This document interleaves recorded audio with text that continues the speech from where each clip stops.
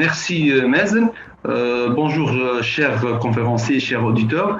Donc je présente l'association LATIA, l'association tunisienne pour l'intelligence artificielle.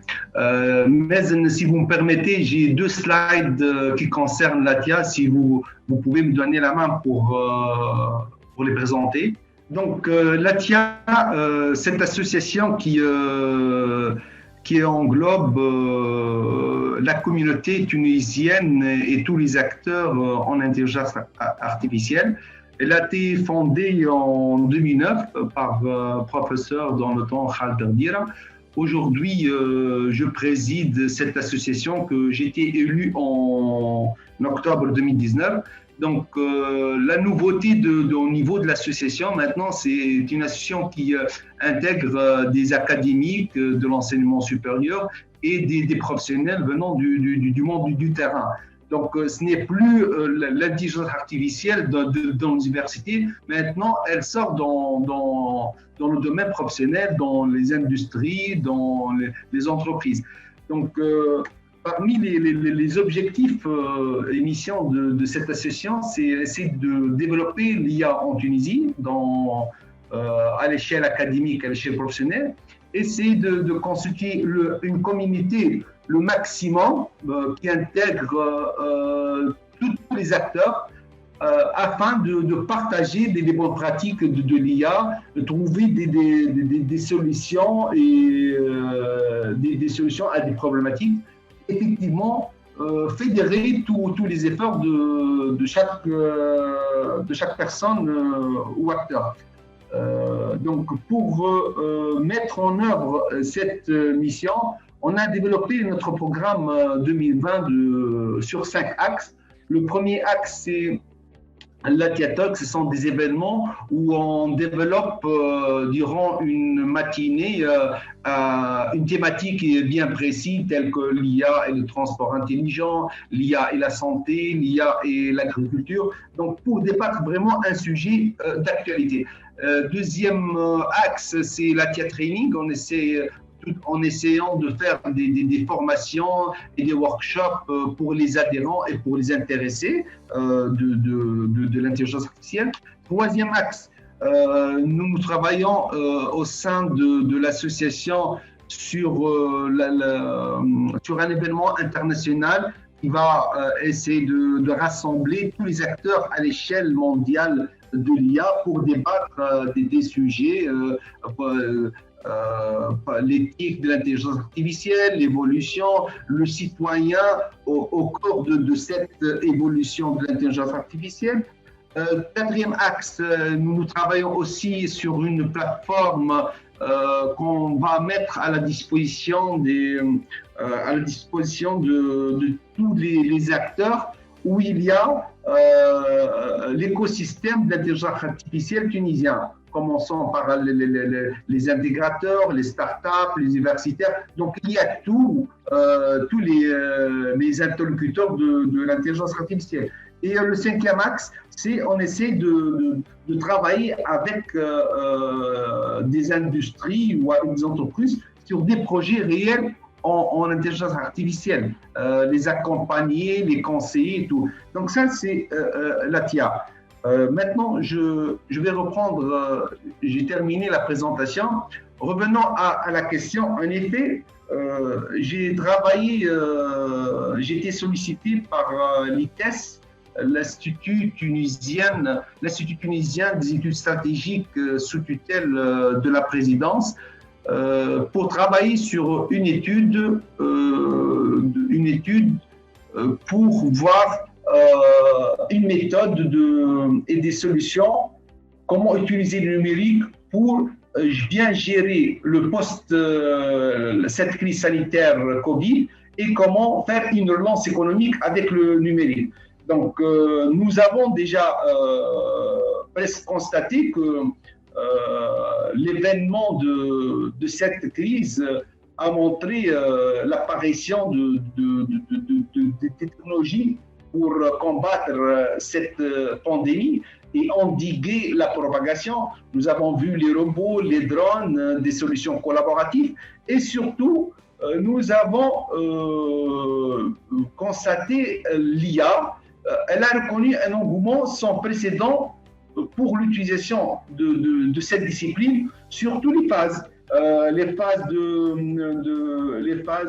de dépistage des personnes contaminées, la phase pour le traitement d'un malade, pour optimiser la distribution dans les hôpitaux pour être loin des personnes contaminées. Donc l'IA vraiment, elle a reconnu un engouement. Et de cela, je pense que cette pandémie a généré une prise de conscience en Tunisie sur l'apport de l'IA. Dans cette étude, nous avons travaillé à proposer des recommandations pour une meilleure gestion de déconfinement et proposer des solutions pour la relance de l'économie.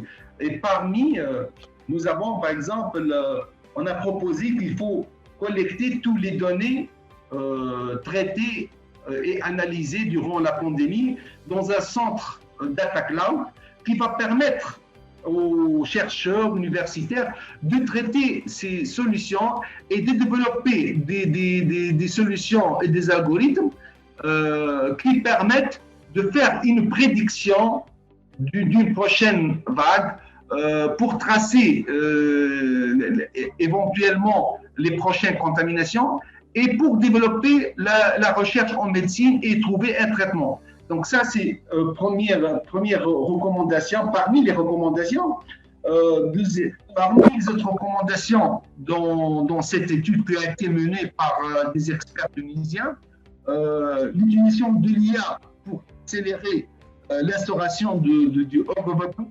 l'administration électronique. Donc, on peut utiliser l'IA pour rendre les services publics plus accessibles à leurs usagers et améliorer le fonctionnement interne.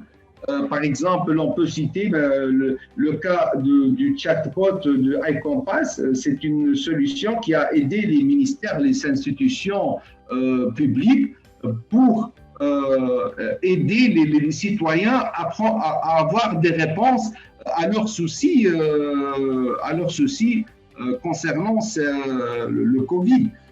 On peut aussi, parmi les recommandations, l'IA peut être utilisée pour accélérer la mise en œuvre de l'industrie 4.0.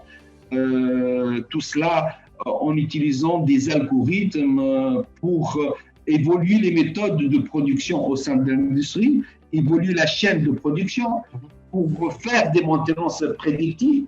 Et cela, ça va engendrer une génération de coûts de préparation et d'intervention.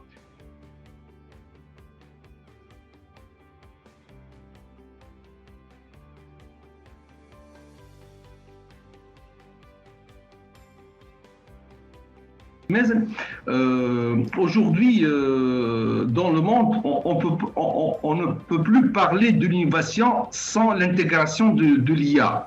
Et moi, en tant que Tunisien, j'habite en Tunisie, mon constat, l'intelligence artificielle au niveau des établissements publics, elle n'est pas en train de bien se développer. Le développement, il dépend vraiment en premier lieu par la volonté de l'État, la volonté des établissements publics. Donc moi, ce que je propose, il faut avoir une institution en IA en Tunisie qui permet de collaborer des différents projets en IA, des différents projets en IA qui sont orientés vers le citoyen. Par exemple, en France, ils ont créé une direction interministérielle pour s'occuper des projets en IA. Donc, ça, c'est l'idée pour vraiment avoir un effort commun et convergent. Sinon, ça ne peut pas développer uniquement avec les startups ou avec les intégrateurs. Donc vraiment, il faut avoir un leadership en IA en Tunisie qui est l'État.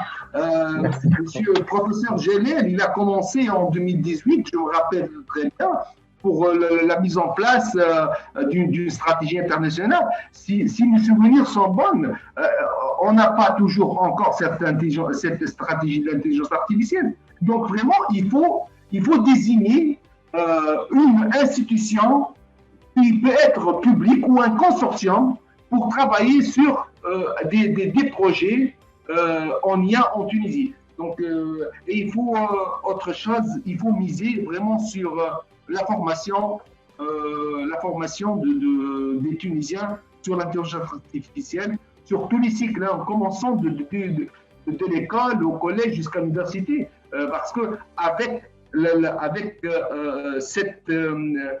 l'acquisition de cette culture, ça ouvre des opportunités pour avoir de l'entrepreneuriat, pour motiver nos étudiants à faire leur propre projet. Donc, juste, je termine ici.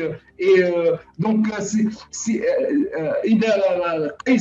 me confirme ça. Je vois l'État, je vois l'intelligence artificielle en Tunisie en la personne de Cyril. Donc, je vous remercie beaucoup pour cette invitation. Merci.